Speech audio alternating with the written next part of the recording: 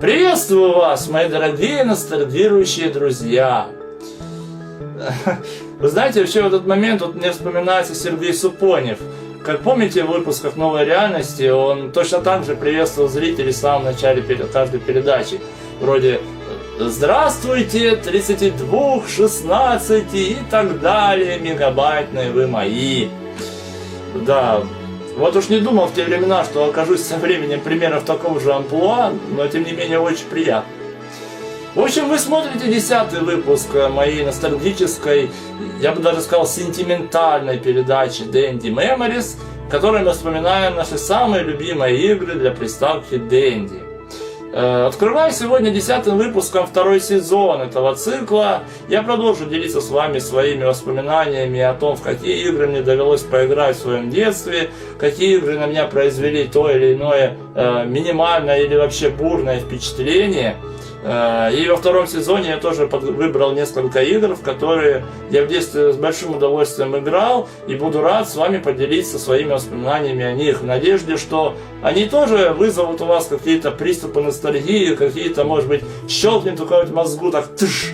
Было вот такое, да. Знаете, вот действительно мне очень многие люди пишут о том, что вот я рассказываю вроде бы о своих каких-то воспоминаниях, а вы все это, пропуская через себя, вспоминаете аналогию со своим детством, и у вас это все как-то начинается в памяти включаться, возрождаться, и это здорово на самом деле. Вот именно ради этого я и делаю эту передачу, и надеюсь, нам все так же нравится.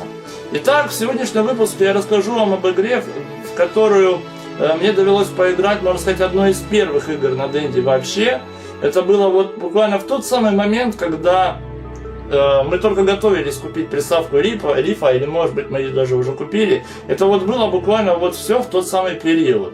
Одной из первых мне эту игру довелось поиграть, потому что мне показал мой самый близкий на тот момент друг, да он и сейчас остается моим самым близким. Это игра про одного очень отважного и смелого ниндзю, которого зовут на японский манер Рю, а игра называется Ninja Ryukenden 3.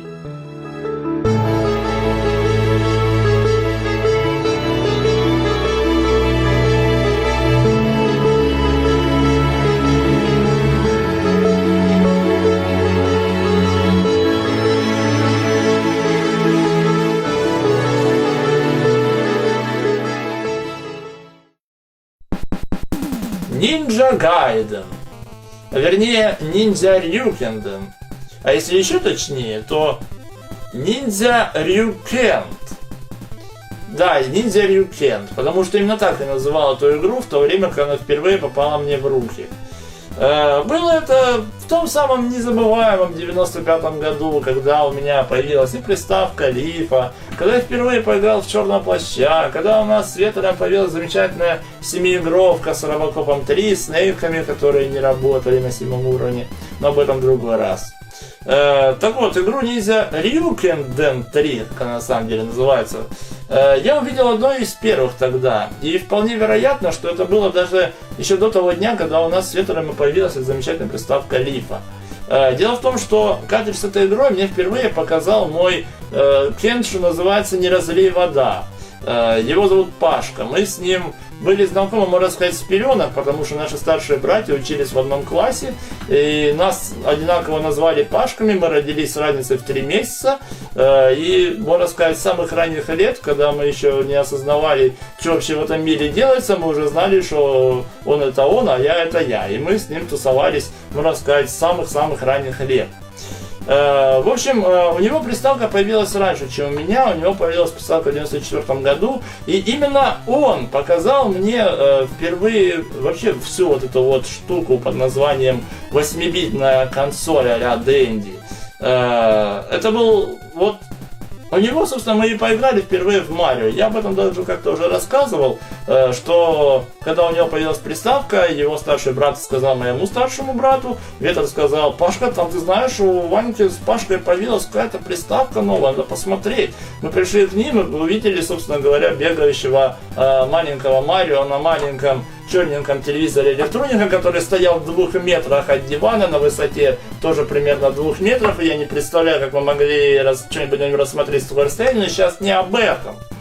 Дело в том, что у него вот картридж с игрой Ninja Ryuken 3, по-моему, появился вот тоже, можно сказать, первый. Как у нас с Ветером была 7-игровка после 4 девятки в одном сборнике, который шел в комплекте с приставкой, так, наверное, у них картридж Ninja Ryuken появился тоже, можно сказать, первым.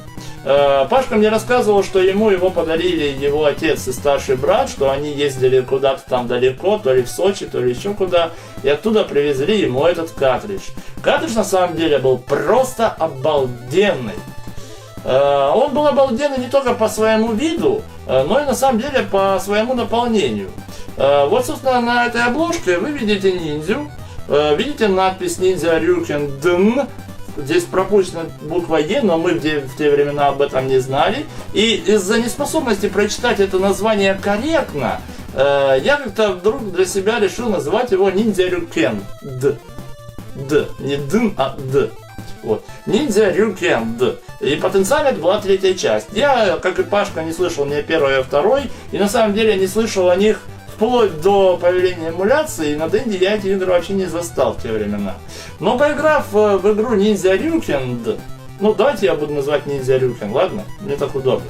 Вот, поиграв в нее с Ветером и с Ванькой у них дома впервые, я на самом деле, к сожалению, не помню, как это было, но подозреваю, что это было впервые именно у них дома. Я помню, что мы обалдели на самом деле. И когда Пашка потом приносил этот картридж ко мне домой, когда уже у меня появилась приставка Рифа. Он мне его на самом деле тогда еще не давал поиграть. Он его приносил с собой, мы в него играли, он носил.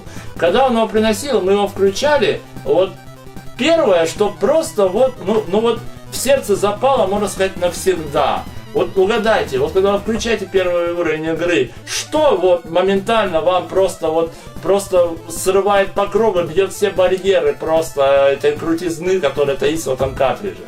Ну, конечно, это вот это. Это музыка первого уровня. Это несравненная, незабываемая, охренительная музыка первого уровня. Она была невероятно драйвовая. Она просто вот всем своим ритмом гнала ниндзю вперед против всех врагов, снося мечами всех, кроша, уничтожая в хлам и в мясо. Это был просто вот, это было впечатление просто бомбовое, я бы сказал. Потому что в тот момент, на самом деле, у нас еще не было 7-игровки с Ветером, с Робокопом, с Черным Плащом, и игры нам приносили только друзья поиграть на какое-то время. Я не помню, к сожалению, после каких игр я увидел именно Ninja Ryuken, или какие игры я в тот момент уже видел, какие я еще не видел, но помню, что вот именно первый уровень Ninja Ryuken 3 меня просто потряс феерически. Не только меня, на самом деле Ветер, с которым мы тоже играли в эту игру, несмотря на то, что она на одного, он тоже от нее фанател в те времена безумно. Ему в тот момент было 14, почти 15 лет, и вообще игра была, на первый взгляд, она сразу казалась достаточно сложной и достаточно хорошо проработанной. Я бы даже сказал, особо и не мультипликационной. Потому что по сравнению, например, с черепашками ниндзя, с битэмапами, да, по сравнению, там, я не знаю, с Черным Плащом, с Чипом и Дейлом, все это как-то, даже с Робокопом 3, по сравнению с этим, она очень такая, я бы, знаете, какой термин применил, типа как наточенная, можно сказать, заточенная до острия лезвия самого этого меча, как у этого самого чувачка ниндзя. Вот этим вот этой своей серьезностью и в прорисовке графики, и в музыке, и сюжет на самом деле вначале был нехилый, но мы в нем не понимали ни хрена, но все равно с этих заставок, даже несмотря на то, что они анимешные, все равно они не портили впечатление того, что эта игра действительно сделана очень качественно и на высоком уровне. Ветеру эта игра понравилась на тот момент на самом деле больше, чем мне. И когда Пашка приносил этот картридж, если Ветер был дома, он сразу, разумеется, просил Жосик дать поиграть, дайте поиграть. Дайте, малые, дайте поиграть. Ну чё вы, блядь. Вот, и мы давали ему поиграть, потому что у нас был выбор. Он сидел и проходил эту игру. Но поскольку Пашка приходил совсем ненадолго, буквально там на часа 3-4, да и родители не давали играть больше 1,5 часов, обычно вообще никогда, далеко дойти не удавалось, потому что мы еще были с очень, можно сказать, крохотными навыками прохождения игр, поскольку своя приставка у нас появилась буквально на днях. Вот, и что мы там на этой приставке могли натренировать из того сборника, танчики там, Тетрис мы могли натренировать, да. Тетрис мы задрочили капитально, конечно. Вот, и поэтому, когда картридж Пашка уносил, мы ни у кого больше этого картриджа не видели, но на самом деле мы не особо искали, потому что тогда очень многих друзей появлялись разные игры, они приносили их, уносили, мы их перебирали, там, Тини Тун я поиграл впервые, тот же самый период, Веталин один знакомый его нам приносил, Черепашки Ниндзя 2, Побег из тюрьмы, Getaway, он же Pop, Prisoners of War. Все это было, Чип-Дейл первый, все это было вот в тот самый период, это все вертелось вокруг нас практически ежедневно. Вот, но когда подошло лето 95-го года, тут на самом деле, знаете, память выдает мне парадокс. Я сейчас вам расскажу почему, чуть попозже расскажу, а пока скажу, что летом 95-го года мы с Ветером поехали в деревню к бабушке. Родители нас отправили, как обычно, они отправляли нас летом на несколько недель в Самбек, это в 60 километрах от Ростова. Вот. Мы, разумеется, брали свою приставку Дэнди и в деревне в нее играли.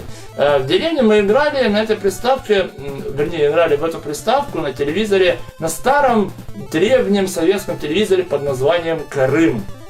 Он был с таким, насколько мне вспоминается, желтым таким ободком вокруг экрана. И на самом деле он показывал очень хреново.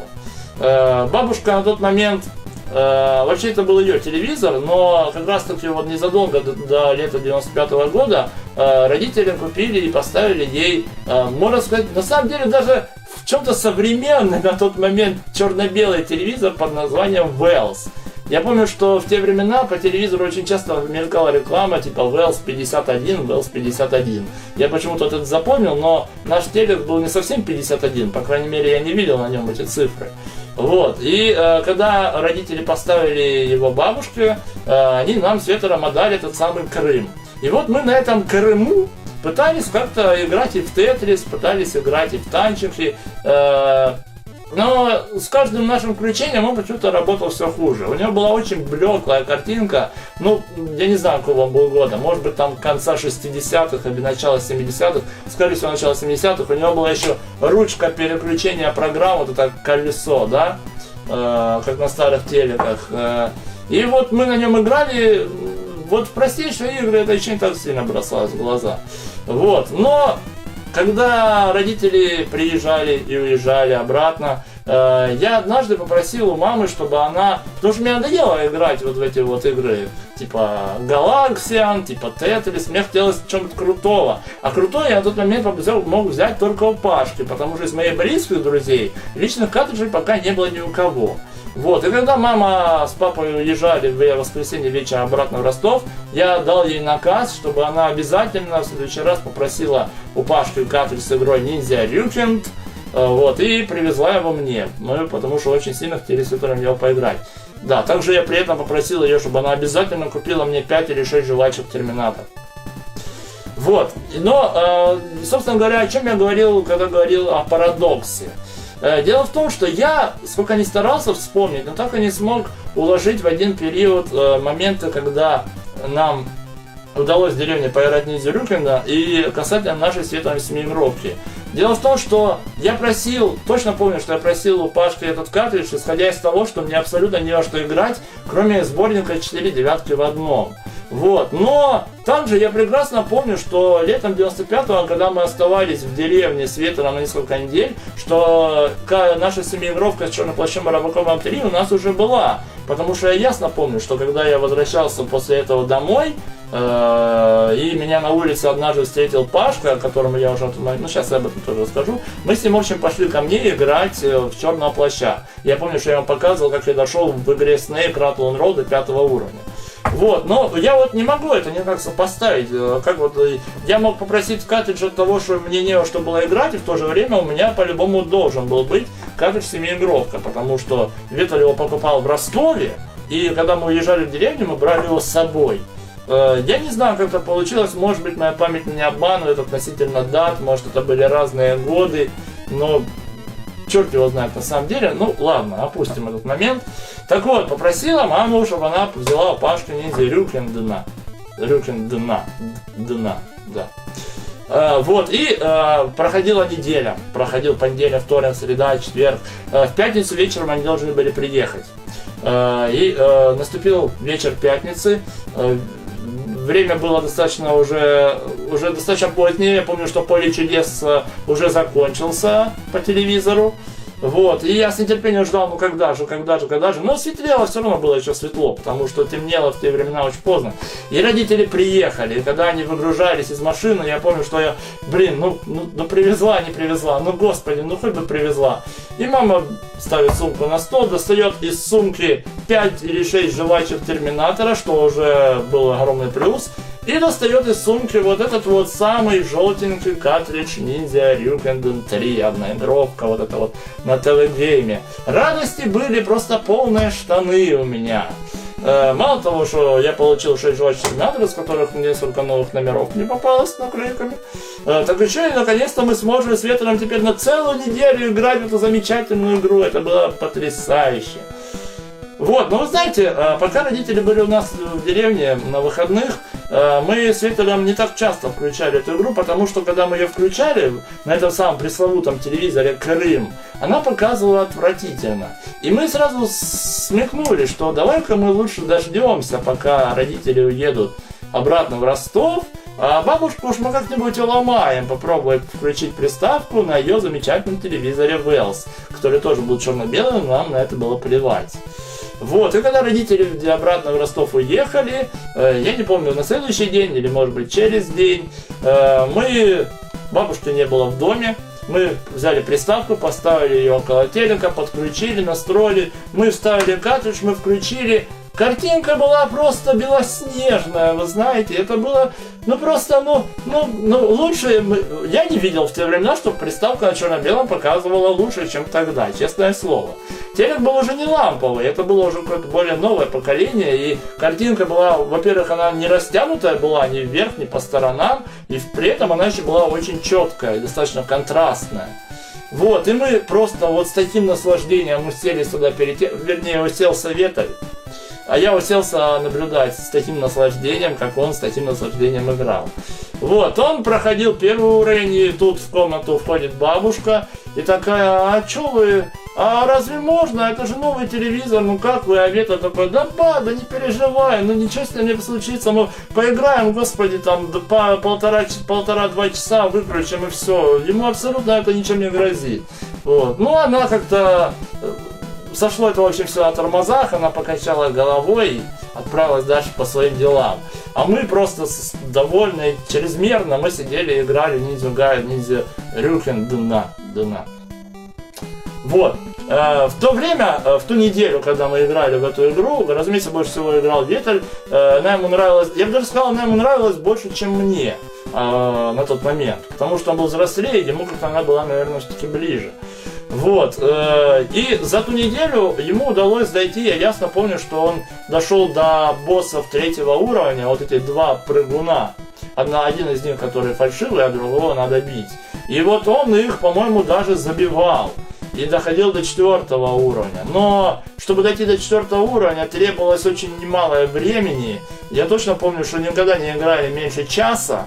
Вот, блок питания на лифе грелся очень быстро.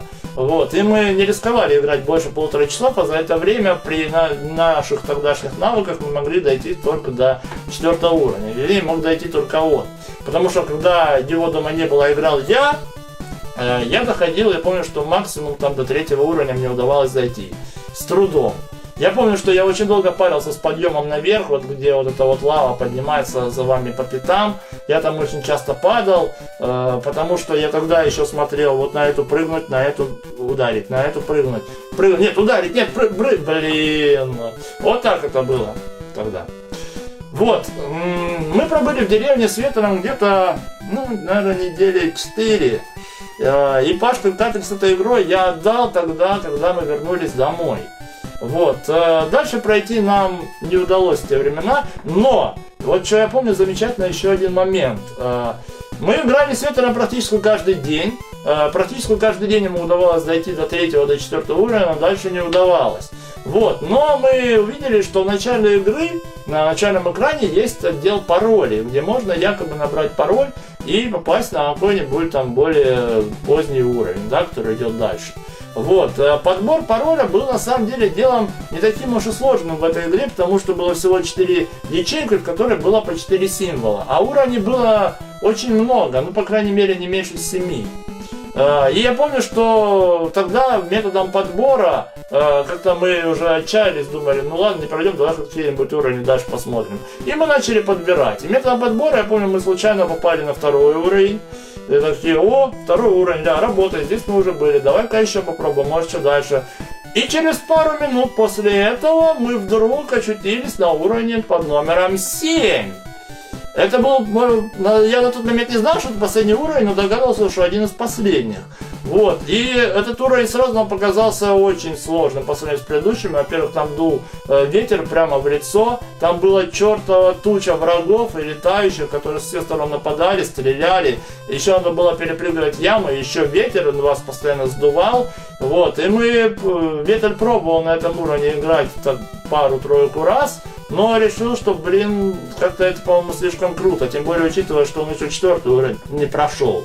Вот, и я тоже попробовал поиграть на этом уровне, разумеется, я не мог пройти даже первую локацию, где надо пробежать по кораблю и забежать внутрь. И мы решили, что ладно, хрен с ним, давай будем пробовать лучше дальше проиграть с самого начала. Ветер на самом деле не любил пользоваться паролями, ему просто было очень интересно посмотреть, что там дальше вообще есть. И когда он посмотрел, он задался целью до туда дойти. Но, конечно же, хрен там, до туда он туда не дошел, потому что мы вернулись домой, я отдал картридж Пашке, и, к сожалению, с тех пор я этот картридж больше не видел. Да, не удивляйтесь, это не тот самый картридж, который был у него, это просто копия один в один такая же, на ТВ Гейме с такой же самой наклейкой, одноигровкой. Вот, и эту игру я не видел больше ни у кого на тот момент, на самом деле достаточно продолжительное время. Но я на самом деле не особо об этом и горевал, потому что игр тогда хлынул просто миллион. У каждого из друзей появлялась приставка, у всех появлялись картриджи, все кругом менялись, давали друг другу, приносили нам, мы играли. И как-то я об этой игре даже толком особо не вспоминал. Единственное, мне просто запала в душу музыка, которая на первом уровне этой игры, мне страшно хотелось ее вновь услышать. Вот, но поскольку в детстве она ни у кого не встречалась, и на самом деле даже первых 2 частей игры, они тоже в детстве ни у кого мне не попадались. И глядя на цифру 3 и заголовкой картриджа и в заставке самой игры, я подозревал, что скорее всего есть и 1-я, и 2-я части, но о них не слышал абсолютно никто из моих друзей, ни у кого она не попадалась. Я не знаю, почему именно 3-я такая популярная была в те времена, ну, скорее всего, потому что она более поздняя, и ее было легче достать на тот момент. Вот, но когда я поиграл в 1-ю, во 2-ю, у меня они тоже сформировали очень сильное впечатление, я об этом расскажу сегодня чуть попозже. Вот, а вот снова поиграть в игру Ninja Ryukenden мне удалось где-то году уже в 99-м, то есть прошло почти 4 года, у меня уже была приставка Dendy Junior, у меня была уже такая неслабая пачка картриджей, я, правда, не помню особо сколько, может быть, штук 15. Вот, и я, помните, в 4-м выпуске Dendy Memories рассказывал о том, что мне Илья как раз в конце 99-го года подарил пачку картриджей, которые он то ли забрал у друга, то ли друг ему подарил, плюс он еще, у него были какие-то свои, и он мне, в общем, все их принес и все отдал. Вот, тогда он мне отдал 3-игровку с Battletoads и Double Dragon, которую мы очень часто играли. И тогда же среди этих платок была платка 2-игровка Double Dragon 3 и, собственно, Ninja Ryukenden 3. Вот, и когда я увидел, что вот эта игра снова здесь, ё-моё, это так круто. Блин, 1-й уровень, скорее включать 1-й уровень, музыку, хочу послушать музыку, я включал 1-й уровень и все. И все вот эти вот дни 95-го года моментально всплыли в памяти, и я решил, что, ну, я теперь стал сильнее, я стал взрослее, навыков у меня прибавилось опыта, почему бы попробовать эту игру, черт возьми, не пройти? И я начал пробовать эту игру проходить, и, правда говоря, я доходил уже дальше и дальше, чем Ветель. На тот момент мне было 11, а Ветелю в 95-м было 14, даже почти 15 лет. И я все равно прошел дальше, чем он, да. Я помню, что я вот когда я эту игру вот так вот терроризировал активно, больше, чем все остальные, я тогда смог дойти до 7-го уровня. это я помню, но не смог пройти на последнем уровне локацию с шипами. Во-первых, там и времени все время мне не хватало, и жизни не хватало. Вообще, континью здесь, по-моему, были бесконечные, я уже не помню. Но мне все равно не удавалось никак преодолеть локацию с шипами, где со всех сторон вылазят из стен шипы, надо там аккуратно пролезть, плюс еще на тебя нападает чертова куча врагов. Ну, ладно, хрен с ним. Но все равно я был очень доволен, что вот я практически всю игру увидел, и все равно не ровен час, и обязательно ее со временем пройду, никуда она от меня не денется. Вот, и я тогда же в 99 году я записывал на кассету любимые мелодии заставок игр. Вспоминаю, конечно, историю с Робокопом 3. Вот. И я помню, что на вторую сторону своей кассеты я записал специально примерно 5 минут музыки с первого уровня зацикленной. Она мне нравилась, да и нравится до сих пор, просто обалдеть как. Вот. Но пройти игру я тогда не смог. И поскольку все равно игры появлялись все новые и новые. Несмотря на то, что был уже, 2000-2001 год, уже появлялась PlayStation на тот момент. Dendy на тот момент, вообще вот в период где-то с 2000-2002 года, она более-менее все-таки отошла на второй план, несмотря на то, что мы очень часто играли с Дэном в Battletoads and Double Dragon. Все равно тогда просто Sony и PlayStation поражало воображение обалдеть как. Вот, и я Dendy так немножечко пока отодвинул на задний план. Вот. А в 2003 году появился ПК, появился комп и появилась эмуляция, которая принесла огромное море радостей и море открытий новых, и старых и новых игр, которые я мечтал поиграть всю жизнь, в которые я теперь могу поиграть. И в 2003 году на эмуляторе я впервые поиграл в первые две части Ninja Ryuken 3. Собственно, тогда я узнал, что он называется Ninja Gaiden. То есть Ninja Ryuken это японское название, а Ninja Gaiden это американское. Вот. Я помню, что на эмуляторе я пробовал проходить именно американскую версию первого Гайдена. И она, по сравнению, с Ninja Ryuken показалась сложнее, просто не знаю, раз в 5. Конечно, благо были сейвы на эмуляторе. Я сейвами в те времена вообще пользовался практически в каждой игре. И благодаря сейвам я смог пройти игру Ninja Gaiden, первую часть. Но она мне показалась просто чрезвычайно сложной. И она даже, знаете, она бросилась мне, можно сказать, не то что в глаза, а в пальцы скорее. Что управление ниндзя, несмотря на то, что он один в один такой же, как в третьей части, и вообще структура графики и движок в принципе не изменились, но само управление ниндзя в первой части гораздо грубее. То есть вот в третьей части он прям как-то весь прям летает по воздуху, знаете, его очень легко контролировать в падении, очень легко контролировать в прыжках. А в первой части очень многое, что было в этой игре, еще не было доступно. Тоже большой меч, та же возможность лазить по стенам, вот. И прыжки были тоже не самые мягкие по сравнению с этой игрой. Вот. И она, несмотря на то, что она мне показалась намного сложнее, чем третья часть, и управление ниндзя мне показалось гораздо грубее, но и игра на самом деле выглядела гораздо более серьезной, чем третья. Потому что в первой части еще не было такого огромного обилия аниме. Я вообще аниме особо так не котировал тогда и не особо котирую сейчас. Мне больше нравится анимация на американской манере. И вот в первом Гайдене была как раз именно такая анимация. И мне это очень понравилось. Тем более, что незадолго после этого я смог поиграть уже в переведенную версию первого Гайдена. Вот, и я смог оценить сюжет. И меня она очень сильно захватила. И сравнивая ее тогда и с третьей, и со второй частью, мне первая на тот момент понравилась больше.